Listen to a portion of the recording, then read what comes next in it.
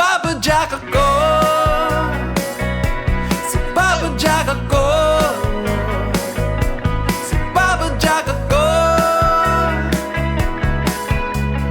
Papa Jack ako, kahit si Papa Jack ako, si Papa Jack ako,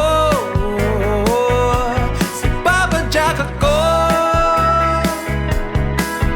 Pero mas masaya kung maraming kasama.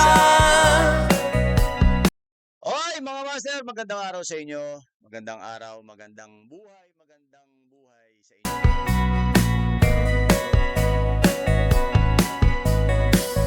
Ating pinamagandang sa ating pinamagandang episode na...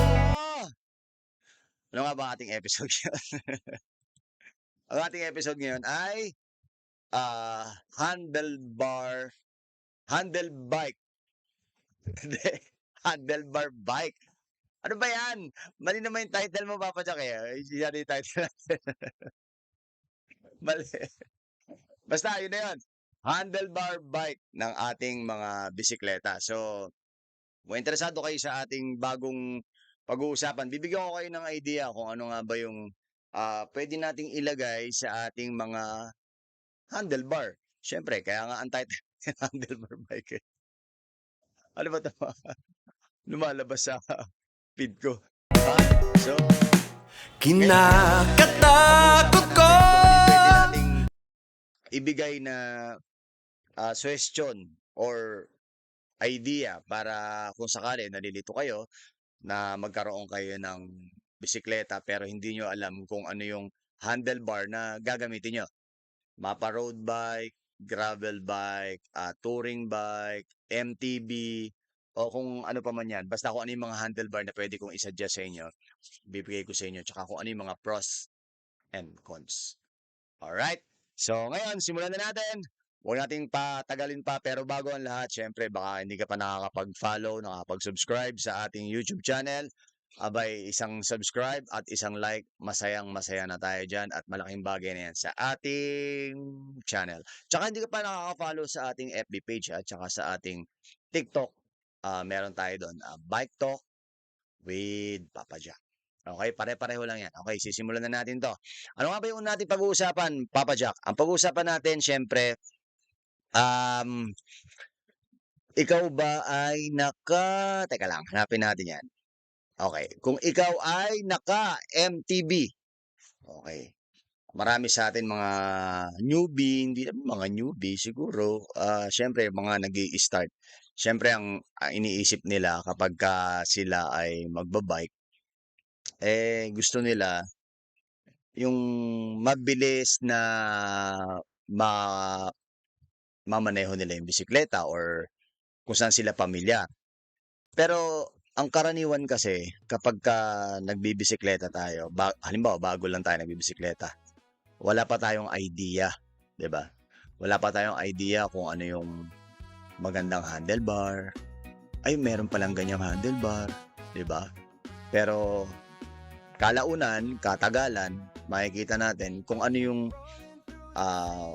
maganda pang handlebar. Kasi kapag tayo ay matagal-tagal na rin nagbibisikleta, nakakita tayo ng nakakakita tayo ng mga magagandang handlebar. Minsan hindi natin alam anong tawag sa ganung handlebar kasi nangangawit na ako sa handlebar ko sa MTB ko eh. Baka pwede ako magpalit, 'di ba? So ngayon, etong pag-uusapan natin sa MTB na to, meron ako ibibigay sa inyong mga handlebar na baka pwede nyo i-consider, pwede nyo i-try. Saan ba yan mga yan? Pakita ko sa inyo. Eto, merong handlebar na tinatawag na nawala tuloy yun. Meron tinatawag na eto yung rise. Yung rise na yan, karaniwan, makikita mo yan kapag naka-downhill ka, yung galing sa bundok, tapos pababa kasi naka-rise yan. Stability wise, yes, maganda yan. Relax, yes, kasi medyo naka-upright yan. Yung rise na yan. Pwede mo siyang gamitin kahit hindi ka naman naka downhill or full suspension, pwede mong gamitin yan. Kung saan ka komportable, pwede mong gamitin yan. Meron nga palang ano yan, merong iba't ibang sukat ng rice yan. So, mamimili ka lang, may mga MM yan eh. Okay, so merong super taas, merong super baba. So, depende sa'yo kung ano yung gusto mong taas, kung saan ka komportable.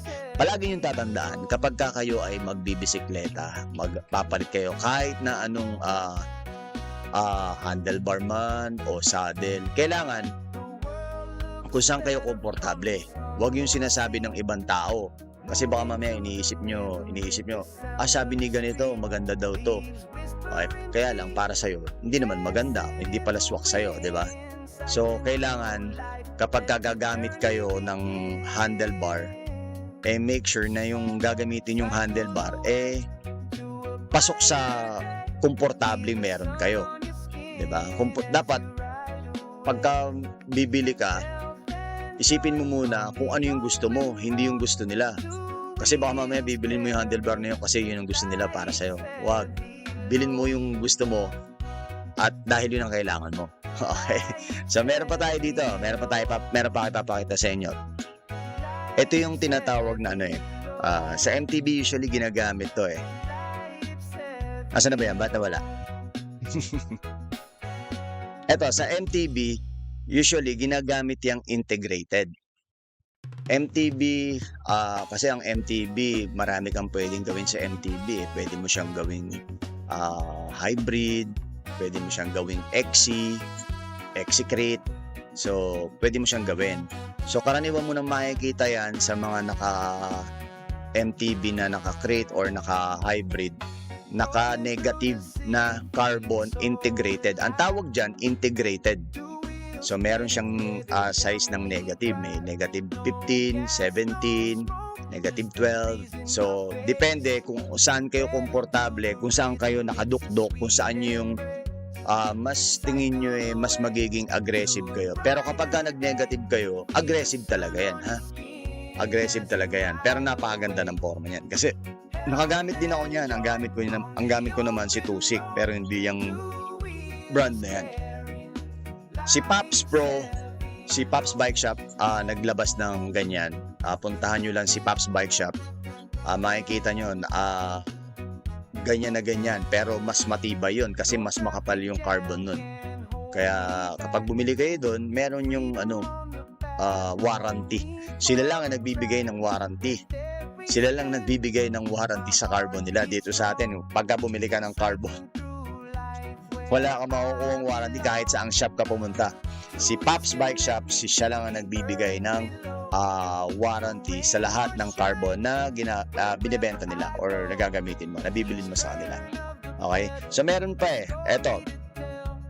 Etong tinatawag na back sweep.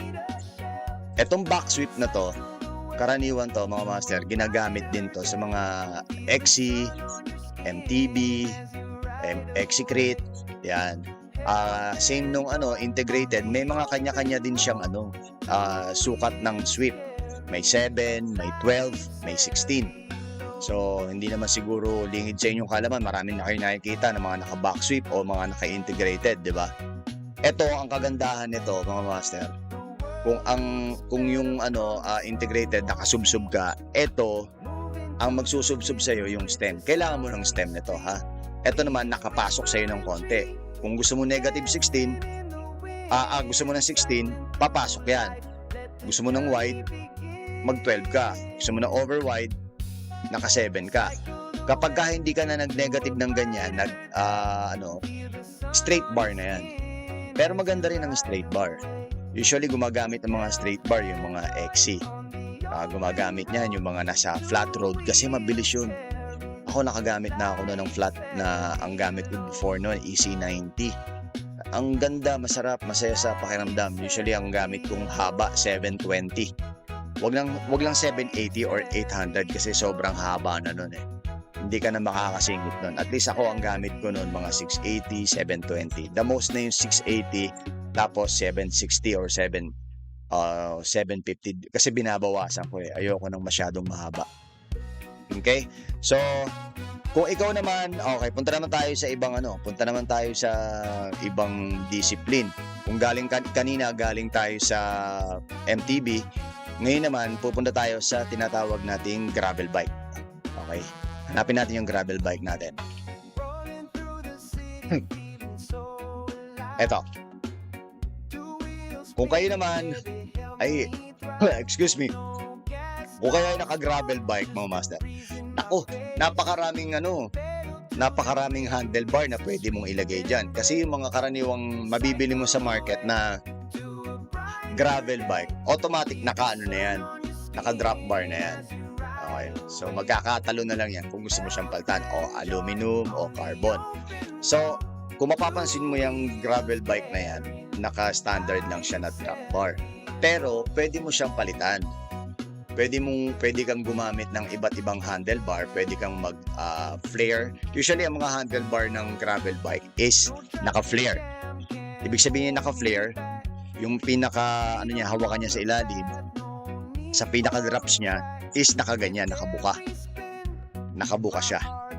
Okay? So ibig sabihin naka-flare. So may mga sukat din yung flare na yon, depende rin yun sa kung ano gusto nyo. Tapos yung drop bar, may kanya-kanyang haba din yan. May 44, may 42.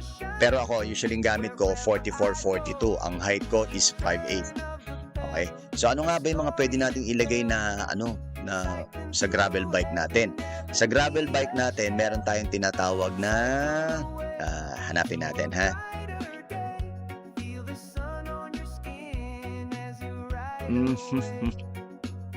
Kasi may mga gravel bike kasi na parang pakiramdam natin hindi para sa atin, 'di ba? Yung handlebar na 'yan. Etong handlebar na to, ito yung kitchen sink kung tawagin.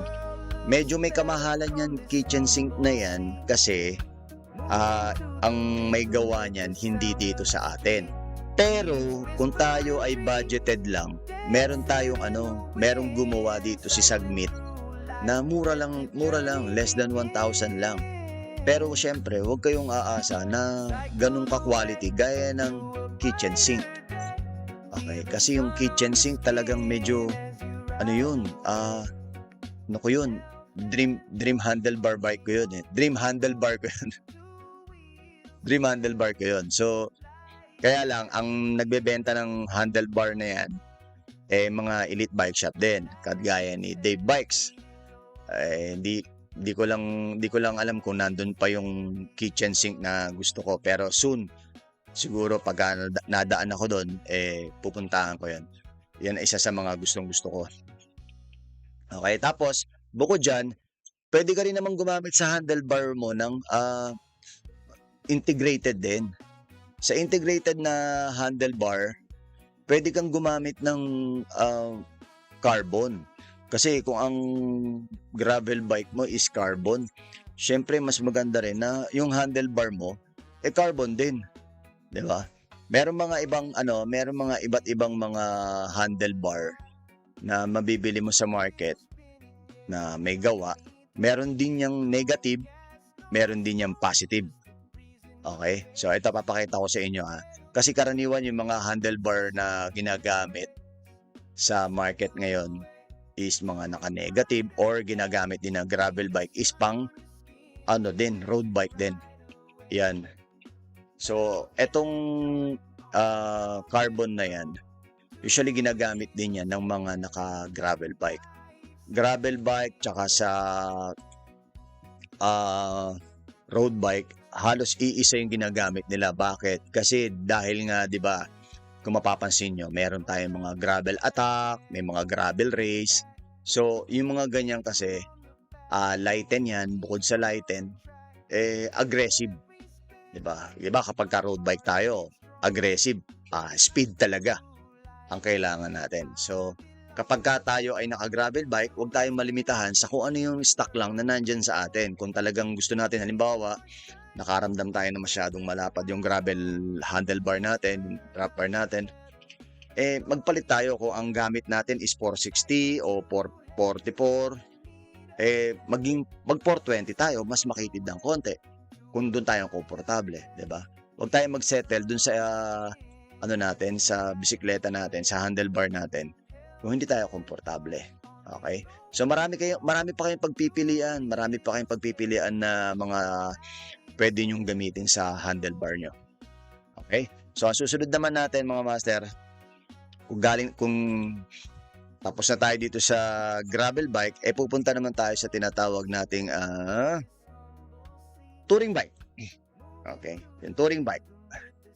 Yung touring bike, kung alam nyo naman, syempre ako touring bike ako mga master, di ba?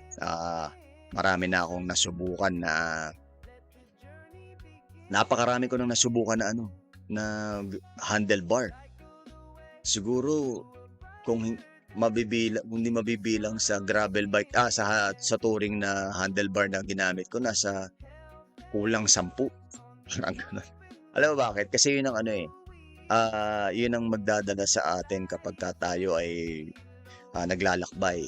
Handlebar talaga. Kapag ang handlebar mo mali, hindi ka magiging satisfied sa ride mo. Diyan yung pwede kang mangawit ang likod mo, diyan pwede mangawit yung kamay mo, braso mo. So kailangan metikuloso tayo sa paggamit natin ng handlebar. Okay, sa kung ano yung gagamitin nating handlebar, kung carbon ba, kung drops na naka-flare ba, o drops standard lang ba. So kayo talaga ang mamimili kung gusto nyo ba ng ibang discipline ng handlebar gaya ng ito. Karaniwan sa touring mga master, ito ang ginagamit. Yan.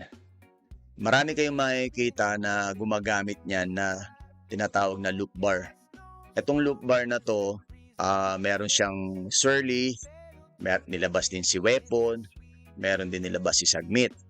So mamimili kayo kung ano yung budget nyo, kung magkano yung halaga na kaya nyo. Si rin pala, tawag doon, yung isang brand din, naglabas din siya. Mas mura nga lang. Okay?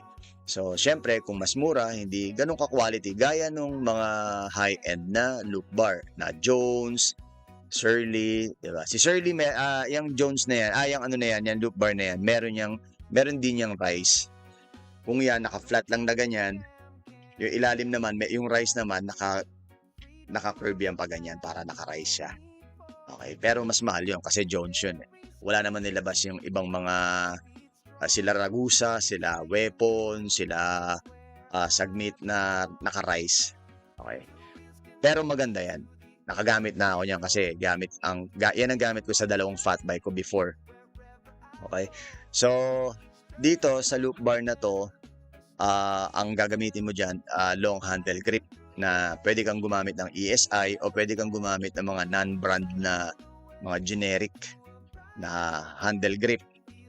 Pero the best yan kasi yan din ang gamit ni yan ang gamit ni Dub Bike. Kung mapapansin nyo yung mga ride namin, punta nyo sa FB page ng Bike Talk with Papa Jack, yan ang loop bar ang gamit niya. Okay? So bukod dyan, pwede ka pa makapamili ng ibang mga pwede mong gamitin, kagaya ng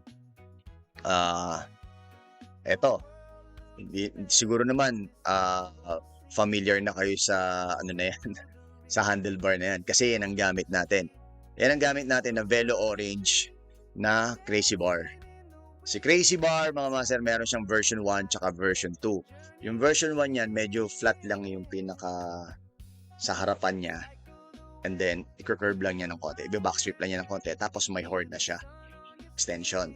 Pero ngayon, yung version 2, nag-curve na siya sa ilalim, papunta sa stem.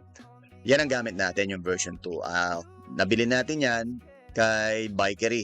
Si Bikery nga pala, mga master, baka hindi nyo alam, si Bikery ay isa sa mga nagbebenta ng mga touring essentials. Bags, lahat, handlebar, marami kayong mabibili sa kanila. Mag-PM lang kayo sa page nila, Bikery Lifestyle, Bicycle Lifestyle. Ayun, nadugulan ako sa pangalan kasi nun. Bikery Cycling Bicycle Lifestyle. Yeah. Basta, bahala kayo sa buhay niyo. Basta yun na yun. Type nyo lang sa Facebook, Bikery. cycling lifestyle o pa lifestyle cycling. Basta bahala kayo sa buhay nyo. Type nyo na lang. Okay? So bukod dyan, meron pa tayong pwede nating i-consider kapag tayo ay tuturing. At asan na ba yan? Yan, okay na tayo dyan. So, meron din Denham. Nasaan na yun? Nasaan na yung Denham na yun? Ayun. Eto. Si Koga Denham. Eto, marami nang gumamit nito. Naku, pagka nasa MOA ako before or nasa Ross Boulevard ako, dami ko nakikitang gumagamit niyan. Kasi bakit? Kagandahan yan, mga master. Marami kayong mapa Koga, mapa Koga or mapa kitchen sink. Ito, papakita ko sa inyo. Yan halos iisa sila ng konsepto. Pero ang kagandahan kasi kaya kagagamit ng ganyan. Kapag ka nangawit ka dito sa handlebar mo, sa handle grip mo, pwede kang humawak sa gitna, pwede kang humawak sa harapan. 'Di ba? May iba't ibang position 'yan. So yung dynamics mismo ng handlebar na 'yan hindi ka mangangawit.